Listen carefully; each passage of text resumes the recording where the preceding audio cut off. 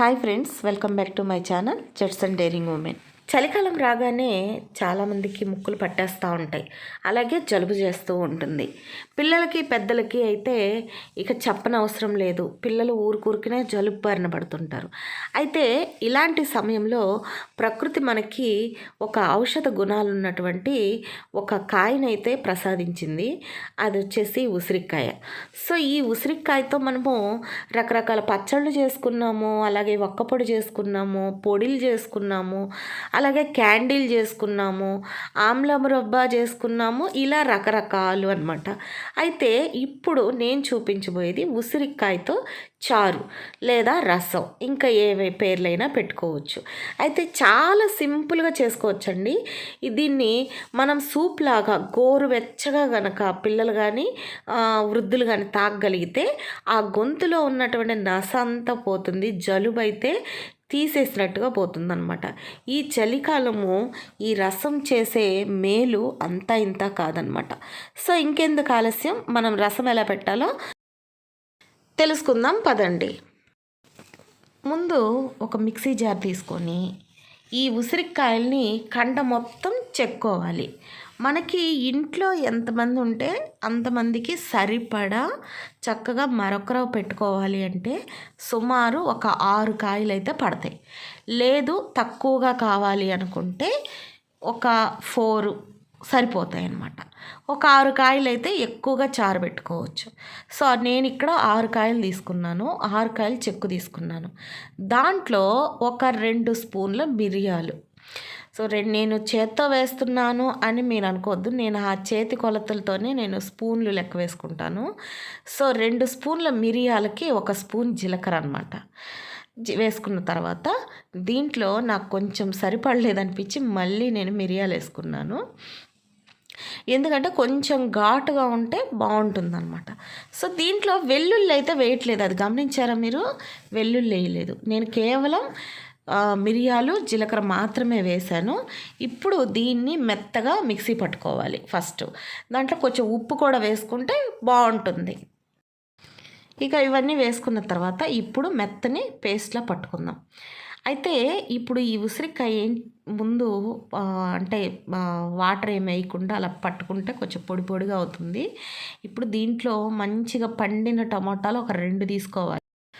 ఆ 2 టమోటాలను కూడా ఈ ఉసిరికాయ మిశ్రమంలోనే వేసి బాగా గ్రైండ్ చేసుకోవాలి. కొంచెం మెత్తగా గ్రైండ్ చేసుకుంటే బాగుంటుందన్నమాట. మెత్తగా గ్రైండ్ చేసుకున్న పేస్ట్ని వాటర్ కలిపి మనము ఒక గిన్నెలోకి తీసుకోవాలన్నమాట.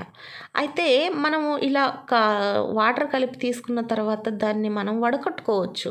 వడకట్టుకుంటే పిప్పి వస్తుంది, అది తీసి పడేయచ్చు. కానీ ఇక్కడ మనము ఆరోగ్యం కోసం చేసుకుంటున్నాము, అలాగే దీనివల్ల ఎన్నో ప్రయోజనాలు ఉన్నాయి కాబట్టి ఆ పిప్పి తీసేయకపోవడమే మంచిదన్నమాట. అది కూడా అరుగుదలగా మంచిదే. అందుకని ఆ పిప్పి అనేది తీసేయకుండా మొత్తానికి వాటర్ కలుపుకుంటే సరిపోతుంది. అయితే ఈ చారు పెట్టేటప్పుడు ప్రత్యేకత ఏంటి అంటే మనము ఎన్ని వాటర్ కావాలో ముందుగానే కలుపుకోవాలి, అలాగే పులుపు చూసుకోవాలి. మనము ఇక్కడ కరెక్ట్గా పోసుకోవాలి, కొద్ది కొద్దిగా పోసుకుంటూ టేస్ట్ చూసుకోవాలి. అంతేగాని ఒకేసారి ఇన్ని నీళ్ళు అవసరమని పోసేయకూడదు.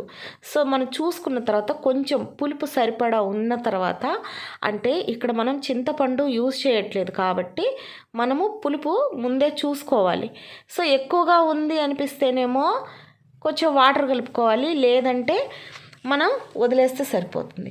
అయితే ఇక్కడ మరొక పండు టమోటాని జస్ట్ అట్లా ముక్కలు కోసి ఆ చారులో వేసుకుంటే ఆ చారు తినేటప్పుడు టేస్ట్ అదొక డిఫరెంట్గా ఉంటుంది, బాగుంటుంది కూడా. సో అందుకని చెప్పి నేను ఒక టమోటాని, మెత్తటి పండు టమోటాని అలా కోసి అట్లా ముందే చారులో వేసేసుకుంటున్నాను అనమాట. ఈ రసాలు చారులు అయినా పెట్టేటప్పుడు అల్యూమినియం పాత్రలో అస్సలు పెట్టకూడదండి, అదే మనకు ఆరోగ్యానికి చేటు చేస్తుంది. ఎప్పుడైనా కూడా స్టీల్ పాత్రలో చేసుకోవాలి. తర్వాత అన్ని ఇంగ్రీడియంట్స్ రెడీగా పెట్టుకొని చేసుకోవాలి. ఎందుకు అంటే మాడిపోతుంది కాబట్టి, అంటే స్టీలు త్వరగా వేడి అవుతుంది కాబట్టి మాడిపోతుంది. అందుకని మనం అన్ని రెడీగా పెట్టుకొని మరీ చేసుకోవాలి. ఇక్కడ పోపు వేయడానికి నేను కొద్దిగా ఆవాలు, ఎక్కువగా జీలకర్ర తీసుకున్నాను అనమాట. అంటే ఆవాలు కొంచెం తగ్గించాను. ఒక పావు టీ స్పూన్ ఆవాలు, స్పూన్ జీలకర్ర తీసుకున్నాను. తర్వాత ఇక్కడ వెల్లుల్లి రెబ్బలు జస్ట్ అలా కచ్చా పచ్చాగా కొట్టి వేసుకుంటున్నాను. కరివేపాకు చాలా ఇంపార్టెన్స్ అండి. మంచి ఫ్లేవర్ వస్తుందన్నమాట. కరివేపాకు అలాగే జీలకర్ర ఈ రెండు చారులో ఎంత వేసుకోగలిగితే అంత వేసుకోండి, మీకు నచ్చినంత. అంత బాగుంటుందన్నమాట ఫ్లేవరు. సో ఇవి కొద్దిగా వేగనివ్వాలి. ఈ మీ ఆవాలు అనేవి కొద్దిగా చిటపట్లాడనివ్వాలి. ఆ తర్వాత పసుపు కొద్దిగా అంటే ఒక చిటికెడు లేదా 2 చిటికెలు రసంలోనే కలిపేసుకోవాలి. ఫస్టే నీళ్ళల్లోనే కలిపేసుకోవాలి. ఆ క్లిప్ మిస్ అయిపోయింది, నేను మీకు చూపించలేదు.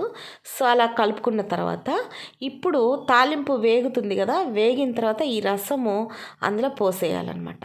పోసేసి ఇది మామూలుగా మనము రసం పెట్టుకునేటప్పుడు ఎలా కొద్దిగా అలాగా పొంగొచ్చినట్టుగా ఉంటే తీసేస్తాం, కానీ ఇది అలా కాదు, బాగా మరగనివ్వాలన్నమాట. సో మరిగితేనే ఈ రసం అనేది రుచికి బాగుంటుంది.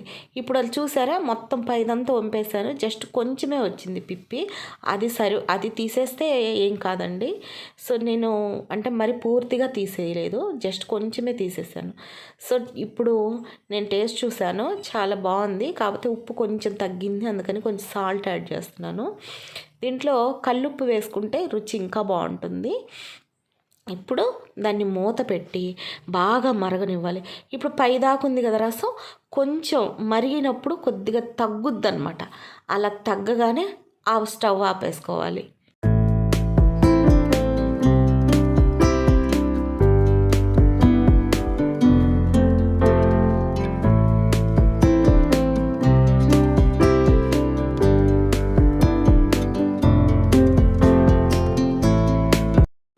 సో చూసారా, మన చారు అయితే రెడీ అయిపోయింది. కొంచెం తగ్గితే చాలండి, నిండుగా ఉన్నది కొద్దిగా తగ్గాలి అంతే.